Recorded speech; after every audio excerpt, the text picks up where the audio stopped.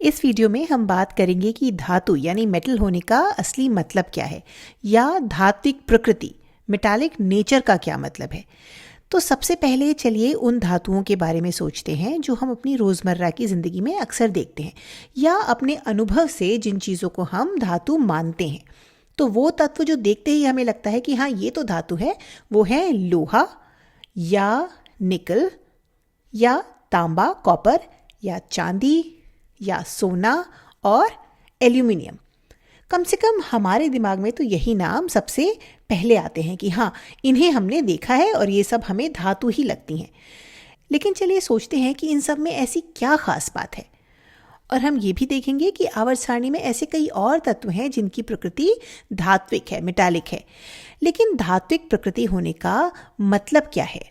तो एक तो ये कि ये चीज़ें चमकदार होती हैं, इनमें एक चमक होती है। जब इन पर रोशनी पड़ती है तो ये चमकती हैं। ये फीके रंग की नहीं होती, ये धात्विक दिखती हैं, मेटालिक दिखती हैं। कभी कभी हम इसके लिए धात्विक चमक का, मेटालिक शाइन शब्द का भी इस्तेमाल करते हैं। एक और बात जो हम देखते हैं वो ये कि ये काफ़ी भारी होती हैं, इनका घनत्व ज़्यादा होता है। अगर हम धातु का एक टुकड़ा लें और उसे पानी में डाल दें तो हम जानते हैं कि वो डूब जाएगा, वो पानी के ऊपर तैरेगा नहीं। फिर हम ये भी जानते हैं कि इनको पिघलाना मुश्किल है, इनका गलनांक यानी मेल्टिंग पॉइंट काफ़ी ऊंचा होता है।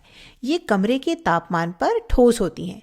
सिर्फ एक अपवाद को छोड़कर, एक एक्सेप्शन है और वो है पारा, मर्करी, जो चमकदार तो है लेकिन जैसा कि आप जानते ही होंगे कमरे के तापमान पर ये द्रव होता है, लिक्विड होता है। इसके अलावा एक और गुण जो हम धातुओं में देखते हैं वो ये कि हम इनसे अलग अलग चीज़ें बना सकते हैं, हम इन्हें मोड़ सकते हैं, अलग अलग आकार दे सकते हैं। जैसे अगर हम एल्यूमिनियम फॉइल की बात करें तो आप उसे आसानी से मोड़ लेते हैं, वो टूटती नहीं है, हम उसे मोड़कर अलग अलग आकार दे सकते हैं।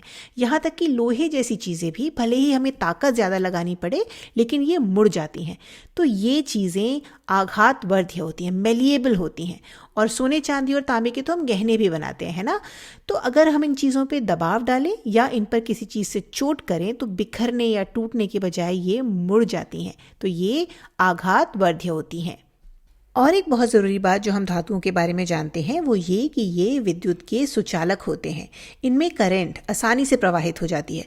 तो अगर हम कोई इलेक्ट्रॉनिक सामान खोलें तो हमें अंदर तार दिखाई देंगे जो तांबे के बने हो सकते हैं, या फिर हमें सोने चांदी या दूसरी धातुओं के पुर्जे भी मिल सकते हैं।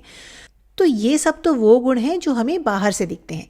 चलिए अब सोचते हैं कि इन तत्वों के अंदर परमाणु स्तर पर, एटॉमिक लेवल पर ऐसा क्या हो रहा है जिसकी वजह से इनमें ये गुण पाए जाते हैं। तो तांबे के एक टुकड़े को परमाणु के स्तर पर देखते हैं। मान लीजिए ये तांबे का एक नाभिक है, न्यूक्लियस है, और इसके पास अपने ढेर सारे इलेक्ट्रॉन्स हैं, या यूँ कहें कि इसके पास अलग अलग कक्षाओं में अपने इलेक्ट्रॉन्स हैं। हम अभी इलेक्ट्रॉनों के सागर के बारे में, सी ऑफ इलेक्ट्रॉन्स के बारे में बात करेंगे, लेकिन अभी के लिए ये मान लीजिए कि ये इसका इलेक्ट्रॉन का बादल है और इलेक्ट्रॉन इस बादल में यहाँ वहाँ घूम रहे हैं। ये असल में एक संभावना है कि इलेक्ट्रॉन इस बादल में कहीं भी हो सकते हैं। अब कल्पना कीजिए तांबे के एक बड़े ठोस टुकड़े की, उसमें बहुत सारे परमाणु होते हैं जो एक नियमित जाल में, लैटिस में सजे होते हैं और ये मिलकर ठोस बनाते हैं। अब धातुओं की खास बात यह है कि इनके बाहरी इलेक्ट्रॉन नाभिक से बहुत ढीले बंधे होते हैं और इसलिए ये इलेक्ट्रॉन किसी एक परमाणु तक सीमित नहीं रहते, बल्कि पूरे धातु के टुकड़े में स्वतंत्र रूप से घूम सकते हैं। यही मुक्त इलेक्ट्रॉन धातुओं को धारा के बहने में सक्षम बनाते हैं और साथ ही धातुओं को मुड़ने योग्य यानी मेलिएबल भी बनाते हैं। अब सवाल ये उठता है कि इलेक्ट्रॉन तो हर पदार्थ में होते हैं, हवा में, कांच में या लकड़ी में भी, तो फिर उनमें धारा क्यों नहीं बहती? तो कारण है इलेक्ट्रॉनों की स्वतंत्रता।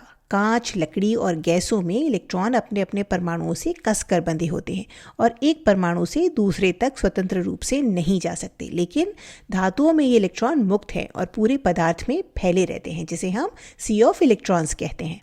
यहाँ इलेक्ट्रॉन मुक्त हैं, वो किसी एक परमाणु से बंधे नहीं हैं, बल्कि पूरे धातु के टुकड़े में कहीं भी तैर सकते हैं।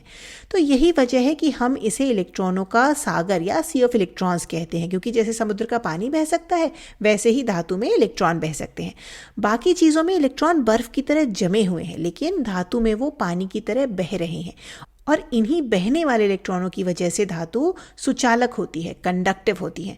इसीलिए हम तार अक्सर तांबे से बनाते हैं। और सी ऑफ इलेक्ट्रॉन इसे आघातवर्ती मेलिएबल भी बनाता है।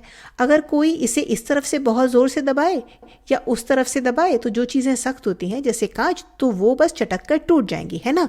लेकिन धातुओं में ये इलेक्ट्रॉनों का गोंद परमाणुओं को टूटने नहीं देता, तो ये मुड़ जाती हैं। ये हिस्सा थोड़ा नीचे झुक जाएगा, ये हिस्सा थोड़ा ऊपर हो जाएगा, लेकिन ये अलग नहीं होंगे, ये टूटेंगे नहीं। तो इसे देखने के बाद हम ये कह सकते हैं कि धात्विक प्रकृति का कारण असल में इन परमाणुओं की एक आदत है, और वो ये कि ये परमाणु एक दूसरे के साथ इलेक्ट्रॉन्स को साझा करना चाहते हैं और इलेक्ट्रॉनों का एक सागर बनाना चाहते हैं, सी ऑफ इलेक्ट्रॉन्स बनाना चाहते हैं। हम चाहेंगे कि ये वीडियो खत्म होने के बाद आप एक अभ्यास करें। सोचें कि आवर्त सारणी में ऐसे कौन से परमाणु या तत्व हैं जो ऐसा करने की, यानी एक दूसरे के साथ इलेक्ट्रॉन शेयर करने की सबसे ज़्यादा संभावना रखते हैं।